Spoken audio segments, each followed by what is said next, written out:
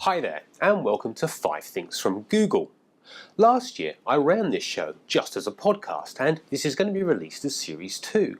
However, this year I'm also going to have this as a video on YouTube as well, so now you can enjoy this in more than one medium. If you are new to the show, then let me give you a rundown of what the premise is. I'll take a topic which is running in the news, or is something which is of interest to me, and hopefully you. I'll type that phrase into Google and then present the 5 best or newest entries about it. Now, in Series 1, the idea was I would only take the items from the past 7 days. However, this had an unfortunate consequence. Most of the stories were most often repeated, so I ended up having to go to the second and sometimes the third pages of results in order to find 5 unique entries. So this series I'm going to make a couple of changes. Firstly, I won't limit the results to the past week, and secondly, I'll make the entries slightly shorter as well. Some of those podcasts ended up being 30 or 40 minutes long. This series I will try to keep them shorter and sweeter, hopefully in that 10 to 15 minute range. I should also note up front that when I quote from a website or news story, I will most often quote them verbatim. That means occasionally there's going to be a swear word, and there will be adult themes involved. I will attempt to let you know up front if this is going to occur, but please take care when listening at work or in places where such commentary might be frowned upon.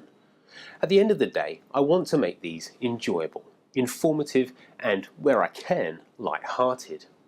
So, I hear you ask, what's the topic for this week's episode? Well, I'm going to tackle the concept of gender. Now, the dictionary definition of gender is the state of being male or female, typically used with reference to social and cultural references rather than to biological ones. Of course, in recent times, that concept of either being male or female has been challenged itself. So, here are the top 5 searches on the subject of gender.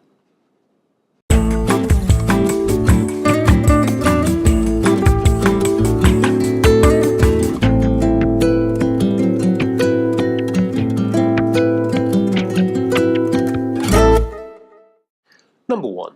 What is gender? Well, let's start with Wikipedia and what it has to say on the word. It states gender is the range of characteristics pertaining to and differentiating between masculinity and femininity. The modern English word gender comes from the Middle English gender, a loan word from Anglo-Norman, and the Middle French gendre. This in turn comes from the Latin genus. Both words mean kind, type, or sort. The modern academic sense of the word, in the context of social roles of men and women, dates at least back to 1945. In legal cases alleging discrimination, sex is usually preferred as the determining factor, rather than gender, as it refers to biology rather than a socially constructed norm, which are more often to interpretation and dispute. Julie Greenberg writes that although gender and sex are separate concepts, they are linked in that gender discrimination often results from stereotypes based on what is expected of members of each sex. Now, gender identity refers to a personal identification with a particular gender and gender role in society. Categorizing males and females into social roles creates a problem, however, because individuals feel they have to be at one end of a linear spectrum and must identify themselves as a man or a woman, rather than being allowed to choose a section in between. Many cultures have different systems of norms and beliefs based on gender, but there is no universal standard to a masculine or feminine role across all cultures. According to gender theorist Kate Bernstein, gender can have ambiguity and also fluidity.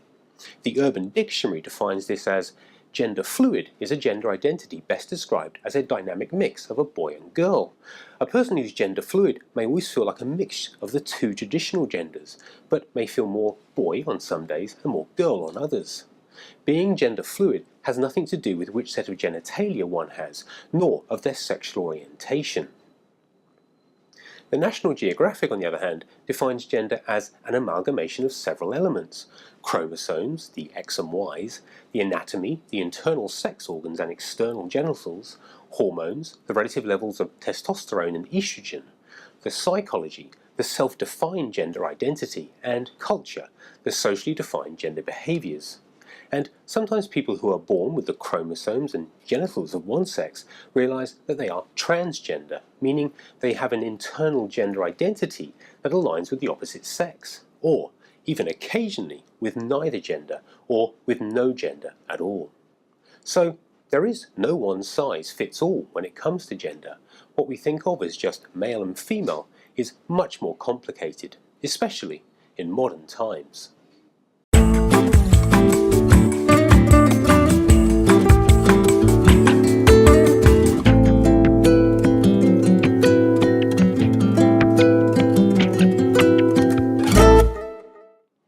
Number 2. How many genders are there? Well, according to a survey carried out in Australia in 2016, there were 33 gender identities recognised by the Australian Sex Survey. However, if you look at the LGBTIQ websites, such as it's pronounced metrosexual.com, they are expanding this list every 3 to 4 months. Currently, they have over 50 genders recognised, and here's a few that you may not have heard of. Agender, a person with no or very little connection to the traditional system of gender, no personal alignment with the concepts of either a man or woman, and or someone who sees themselves as existing without gender. An aromantic, experiencing little or no romantic attraction to others, and or has a lack of interest in romantic relationships or behaviour. A demi-romantic, little or no capacity to experience romantic attraction until a strong sexual or emotional connection is formed with another individual, often within a sexual relationship. Heteronormativity. This is the assumption in individuals or within institutions that everyone is heterosexual. A pansexual. This is a person who experiences sexual, romantic, physical, and or spiritual attraction for members of all gender identities or expressions, and it's often shortened to pan. Spiritual attraction, a capacity that evokes the want to engage in intimate behavior based on one's experience with or the interpretation of the belief in the supernatural. Finally, third gender, people who identify as neither a man or a woman. Some cultures refer to some of their people by a third gender. LGBTIQ, by the way, means lesbian, gay, bisexual, transgender, intersex, and questioning. It's clear that sexual and gender identity is far more nuanced and complex than many would have us believe.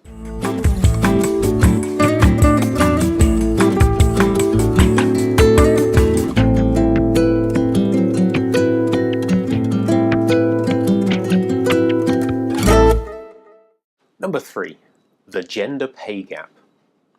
A gender pay gap is the difference between women's and men's earnings expressed as a percentage of men's earnings. Currently, Australia's national gender pay gap is 15.3%. It has hovered between 15 and 19% for the past 2 decades. In the United States, the gender gap in pay has narrowed since 1980, particularly among younger workers, but it still persists. In 2015, women earned 83% of what men earned, according to the Pew Research Center analysis of median hourly earnings of both full and part-time US workers. Britain's gender pay gap, on the other hand, has refused to close for years.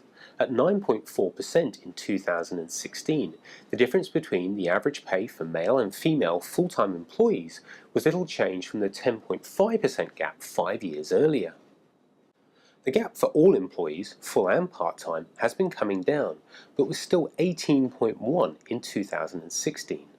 That gulf reflects the fact part-time workers, both men and women, earn less on average per hour than their full-time counterparts, and a much more higher proportion of women work part-time.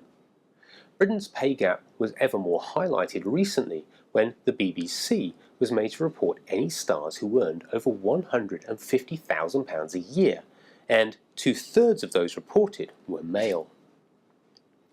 Official reasons for a pay gap are as follows. Discrimination and bias in hiring and pay decisions.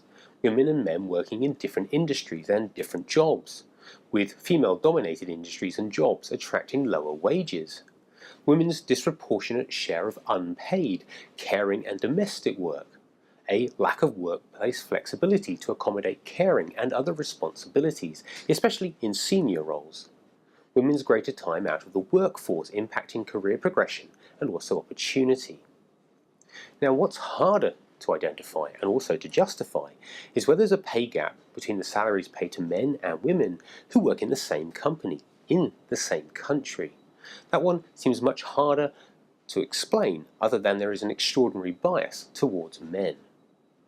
The only industry which seems to be bucking the trend is the music industry. In the top 5 earners from 2016, only one was a male group or individual, One Direction, and they came in at number 2. The top 5 were Rihanna, Madonna, Adele, One Direction, and Taylor Swift at number 1.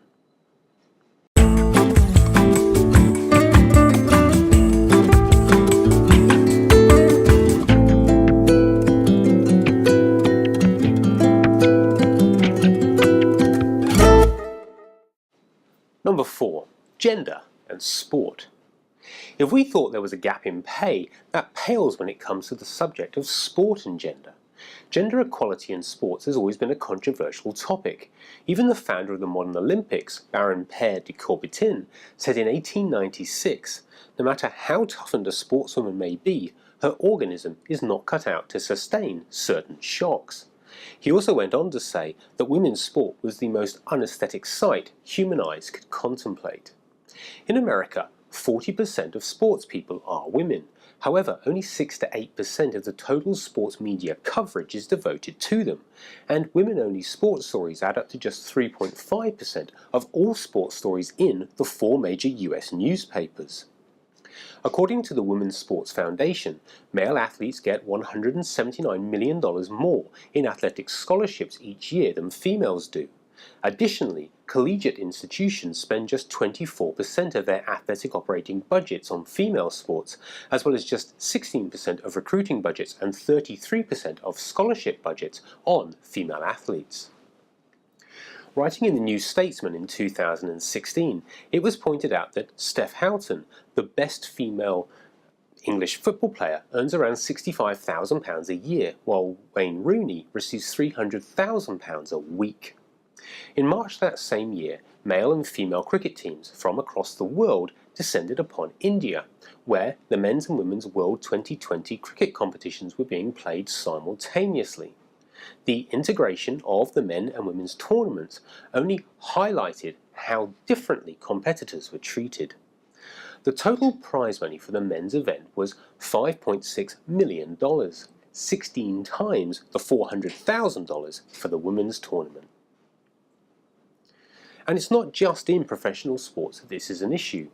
In youth participation rates too, this is also an issue. In the United States, 8 million 3rd to 12th grade girls and 12 million boys play sport. In Australia, from the 2009 consensus, we can also see that the participation rates for males against females, even with children as young as 5, indicates more males participate in organised sports than females. Although boys had a higher overall participation rate in organised sports, girls had a much higher participation rate in another form of organised physical activity, dancing. During the 12-month period prior to this interview in April 2009, 26% of girls aged 5 to 14 participated in organising dancing outside of school hours. This compared with only 3% of boys who participated in this activity. There is some good news though. According to Kate Jenkins, writing in the Herald Sun from Australia, the gender gap is slowly closing. In 2016, Netball Australia raised the bar for their players by delivering a landmark pay deal which saw average salaries jump from $40,000 to $67,000 a year, and put in place a parental care policy for players with young children. Off the field, we've seen more women recognised for their talent in football and beyond. There have been a series of firsts, with Kate Palmer appointed as the first woman CEO of the Australian Sports Commission, and Richmond President Peggy O'Neill and Olympic swimmer Nicole Livingstone joining the historically male-only Carbine Club. She concludes with this: there are still many challenges to overcome for women in sports. We need better facilities, equal pay and sponsorship opportunities for female players. We need more women in administration and governance. We need more respectful treatment of women, and we need to increase female participation in all physical activity. The progress we make towards gender equality on the sporting field goes a long way towards changing attitudes and providing role models for the next generation of girls.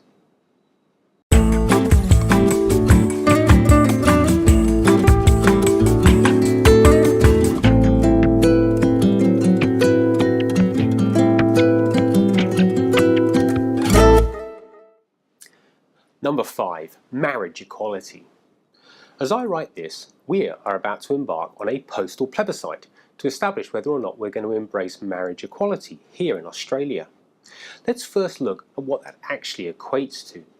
The proposal is that there will be an amendment to the Marriage Act stating that same-sex couples will be able to marry. In this case, this refers to 2 men and 2 women, giving them the ability to have the same rights accorded to them as a man and a woman who marry here. A postal plebiscite, I hear you ask? Okay, let's first look at the political process here in Australia. Back in 2015, the then Liberal leader, Tony Abbott, promises his colleagues a plebiscite or a referendum in the next term of government. The difference between a plebiscite and a referendum is this. Basically, a referendum seeks to amend the Australian Constitution. It is in fact the only way the Constitution can be changed, by a vote of the people.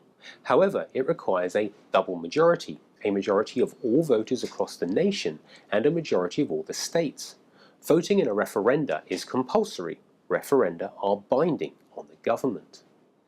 A plebiscite, on the other hand, is sometimes called an advisory referendum because the government does not have to act upon its decision. Plebiscites do not deal with constitutional questions, but issues on which the government seeks approval to act, or not to act. As with referenda, plebiscites require an enabling act of Parliament. Whether or not a plebiscite is to be based on compulsory voting is determined by the enabling act. Either way, it was going to be compulsory for Australian voters to vote, just like when we have an election here, whether that's local council, state or federal one. So here we are in 2017, and the government was committed to this plebiscite. And the Labour Party and the Greens blocked the legislation, however, because they wanted a free vote in Parliament. So, after the Turnbull government tried again and failed to push its plebiscite legislation through the Senate in August, the government has decided to sidestep the Senate by opting to conduct a voluntary postal survey without passing legislation. This means that technically the postal vote is not a plebiscite at all, but an optional survey conducted by the Australian Bureau of Statistics, an organisation without the authority to conduct an actual plebiscite. Similar to the now defunct plebiscite, the postal vote won't be binding. This means that even if a majority of Australians vote yes in the postal vote, it doesn't ensure that same-sex marriage will actually be legalised. If we do get a majority in the postal plebiscite, the legislation will still need to go back to Parliament and then be voted on by the politicians. So at this stage, who knows whether or not we're going to end up with a marriage equality in Australia. Both sides, the yes and no, are starting to play nasty on this. Pro-marriage equality advocates are accusing the no campaigners of being homophobic, and the no campaigners are stating that this is the start of a slippery slope, and that children will end up wearing dresses to school. Well, actually that can happen anyway, but it's getting heated and it's getting personal. Hopefully either way it'll be over soon. The strange thing is that from all the surveys, most Australians appear to be in favour of it, and it's not like Australia would be the first country to do this. As I speak, there are 23 countries in the world who already have same-sex marriage. From the Netherlands in 2001, Belgium in 2003, a couple of years later Spain and Canada for 2005, and then we had South Africa, Norway, Sweden, Portugal, Iceland, Argentina, Denmark, France and Brazil. Uruguay jumped on board. New Zealand signed up in 2013. The UK, except for Northern Ireland, Ireland and the USA and Luxembourg, they signed up in 2015. And then we had Colombia, Greenland, Finland and Slovenia. They all allow same-sex marriage. And currently Germany and Taiwan are in talks to make it so too.